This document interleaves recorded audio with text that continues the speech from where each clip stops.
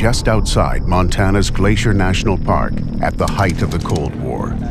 Missile Launch Officer Captain Robert Salas is in charge of 10 nuclear weapons.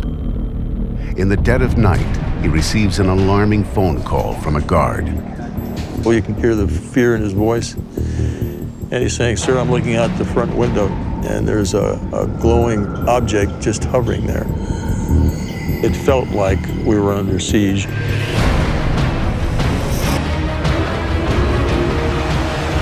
This is National Park: Secrets and Legends. Glacier National Park in northwestern Montana. More than 1 million acres of majestic mountains, carved out by the colossal retreat of the last ice age.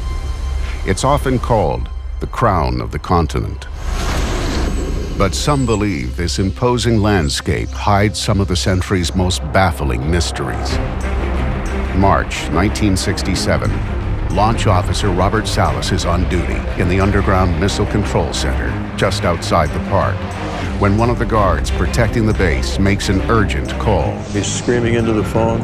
He's agitated, he's fearful, and he's saying, "Sir, I'm looking out at the front gate, and there's a glowing object just hovering there." The U.S. Air Force has 1,000 nuclear missiles in underground silos, with enough power to destroy every living thing on Earth. The base is heavily guarded against intruders. He said that he had all the guards out there with their weapons, and he wanted me to tell him what to do.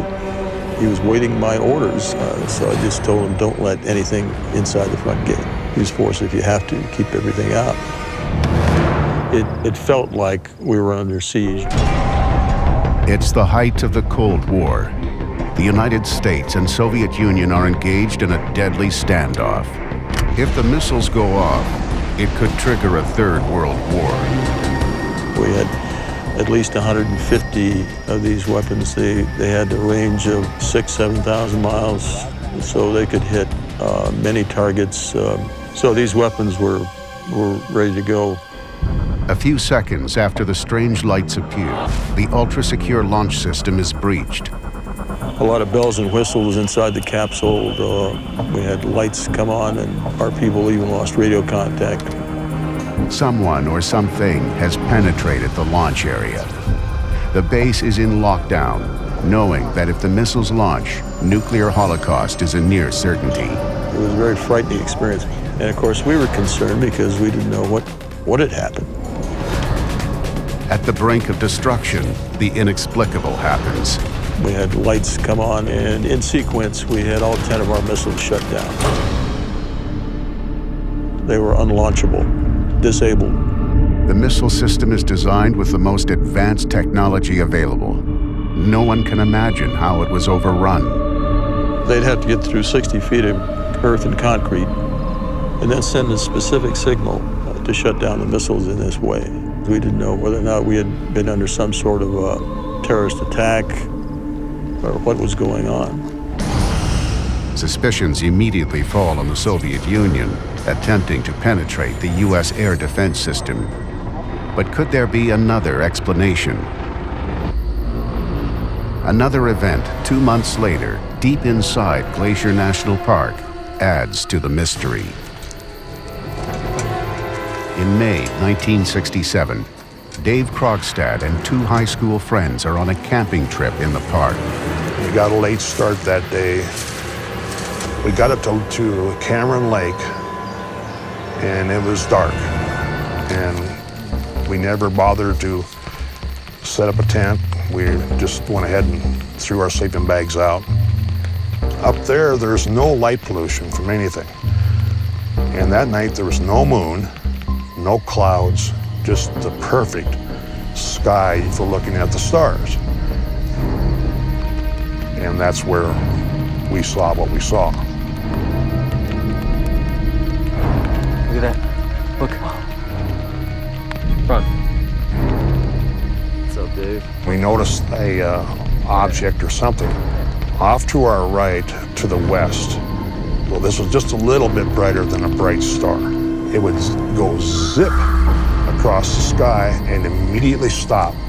Then it would do a 90-degree turn and goes zip again, same count, 1001, 1002, do a 90-degree turn to the left, and the zigzag pattern.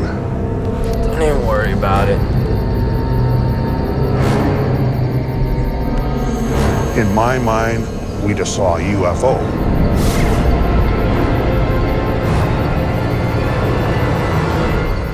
Is what these young campers see connected to the encounter at the military base 2 months earlier? There's a lot of things that people have seen, both military, civilian, and they don't talk about it as such. I know what I saw. The answer to these mysterious sightings in Glacier National Park may lie in an old man's final words. Back in the late 1990s, I was dating a woman, and her elderly father made a deathbed confession to me, claiming to have been one of Hitler's bodyguards. He told me some amazing stories.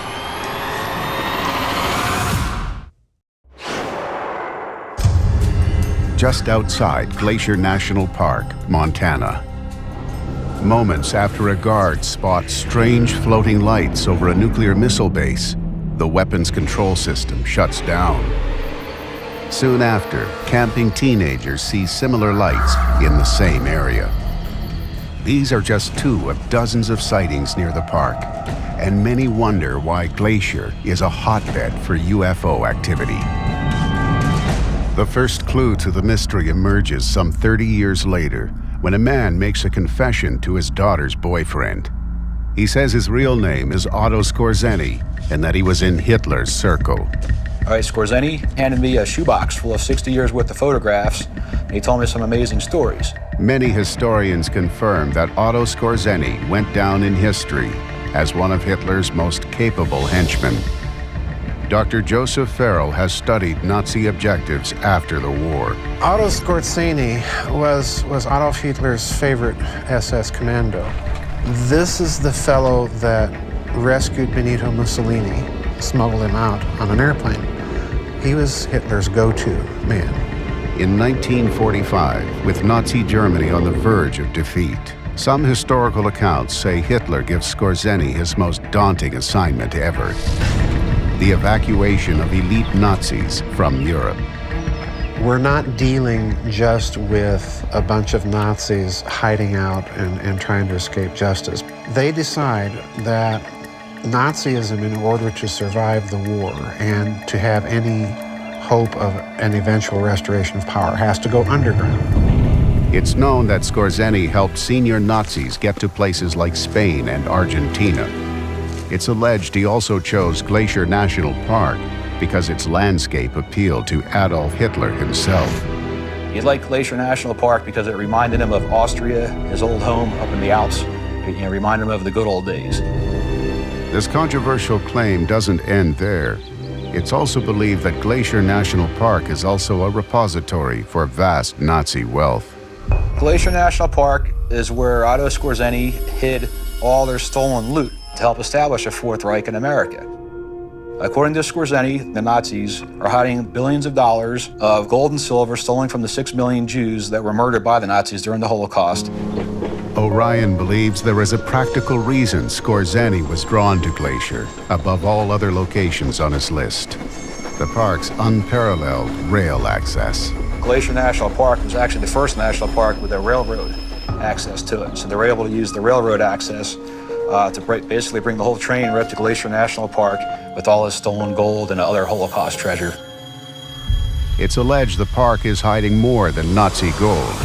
A quiet lodge may be refuge for an even more shocking secret. Pam Schufert is an investigative journalist who has traveled the world for 17 years, researching secret government activities. As a child growing up in Germany, I would go to the Bavarian Alps to a place called Lake Eibsee. Beautiful scenery, and the place that I have found in America identical to that is Lake McDonald Lodge on beautiful Lake McDonald in Glacier Park. The lodge harkens back to the rustic opulence of the European Alps. Trophy heads adorn the walls, along with some unusual symbols that aren't easily explained. I would sit there wondering, why are there these swastika-type symbols in Lake McDonald Lodge? The answer is an allegation that overturns conventional history. My right hand, I'm holding a cane that was given to me by Otto Skorzeny, and this cane was supposedly given to him by his boss, Adolf Hitler. According to what Skorzeny was telling me, Hitler actually lived in Glacier National Park at Lake McDonald in the VIP cabins. And he was a resident at the VIP cabins for many years. So that was where he lived most of his life after World War II in peace. As unbelievable as the claim seems, Hitler's death has always been shrouded in controversy. History records that he shot himself on April 30th, 1945, at the Führer bunker in Berlin.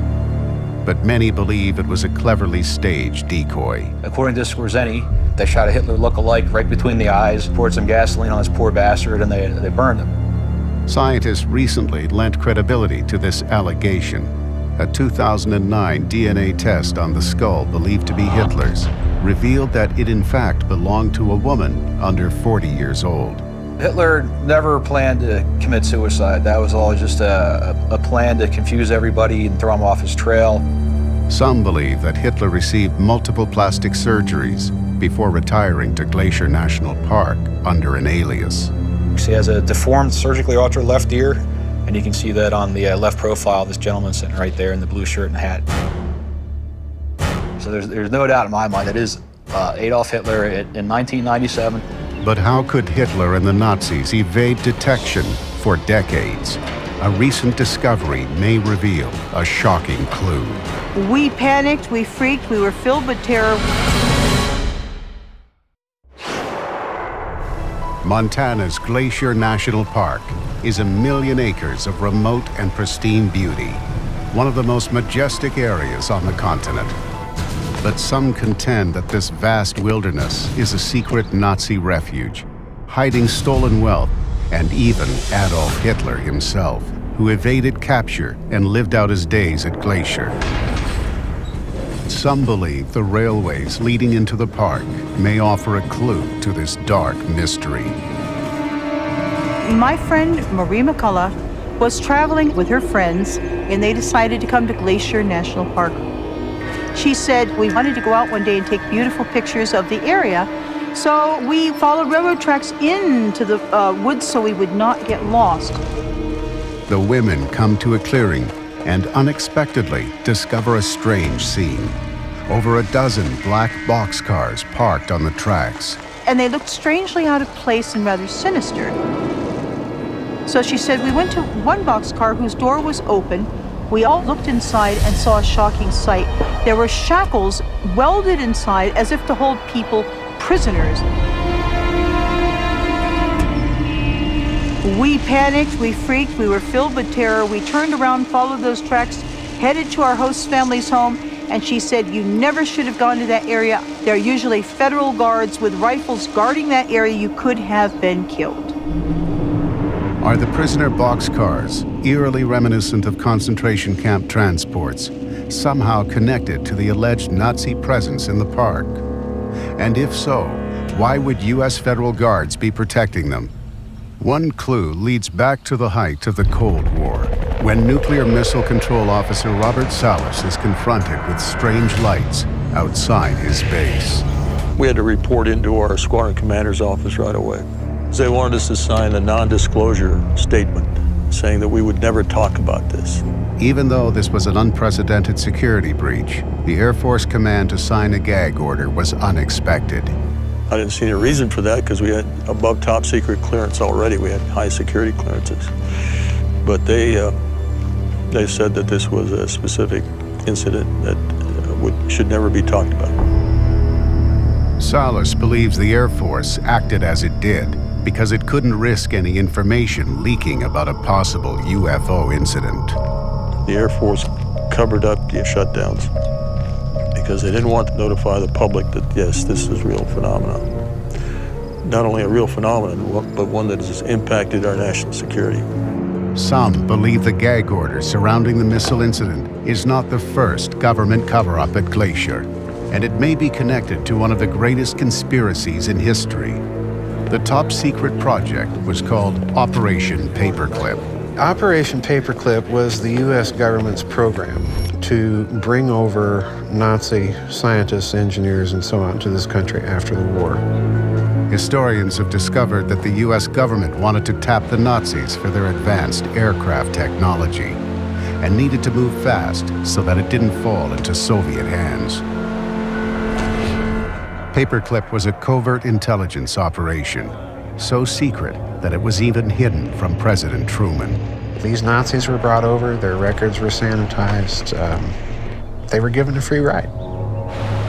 But where could these Nazi scientists work in secret? Some believe the answer is a huge, advanced underground base, and that facility is at Glacier National Park. It's literally an underground civilization. The American military took that idea and ran with it, big time. Some allege the Nazi base at Glacier National Park is being used for more than just advanced aircraft. People see metallic-looking flying discs flying around Glacier National Park, and there's a good reason for that.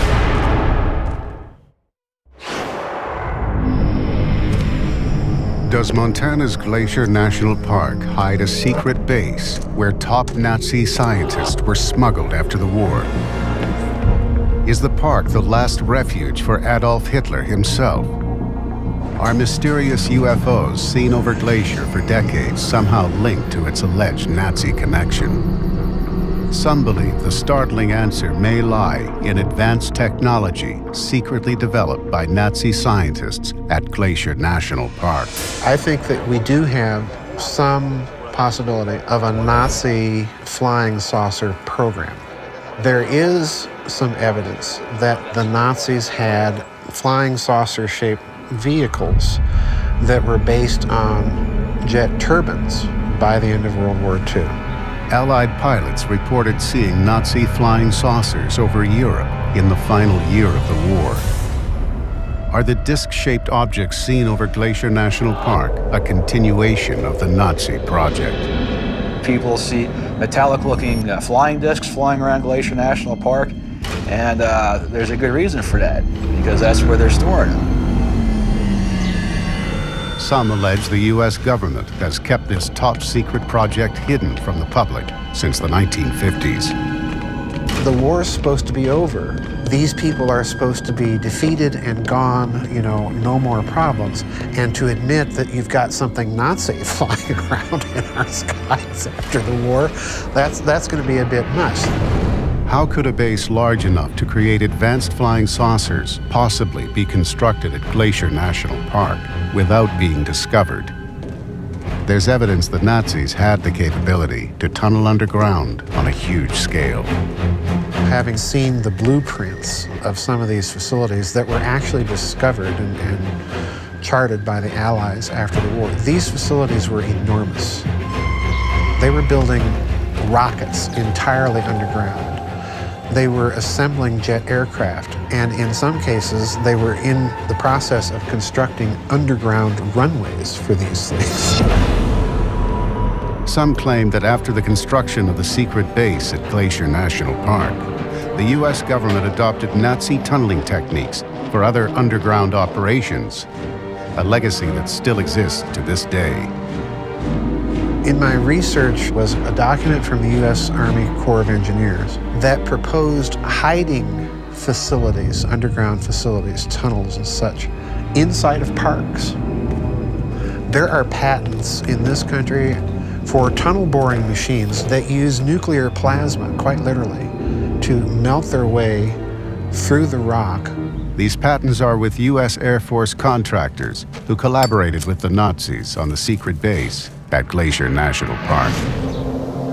The remote mountains are ideal for large secret bases, but some researchers believe Glacier National Park offered even more to the Nazis, a natural force known as telluric currents, a type of energy that was long a Nazi obsession. Telluric current is a natural phenomenon of a low frequency of electricity or electromagnetic power energy that runs through the terrain of the entire planet. Telluric currents cross all continents and in some places act like a battery. One of those locations is believed to be Glacier National Park. This was vital for the Nazis because they were testing experimental propulsion systems that could be powered by these natural forces, and Glacier was an ideal place to do it. Glacier's vast wilderness has allegedly been a magnet for covert activities since the Second World War. And if the reports are true, Glacier ranks not only as one of North America's most stunning parks, but also its most sinister. Do I think it's possible that Nazis continue to have some involvement in some very black research projects? Yeah, I do. These things are very, very strange, but they're part of the deep mysteries of Glacier National Park. The government has no right to keep this from the public because no matter what the fallout, we have the right to know the truth. And I strongly believe that.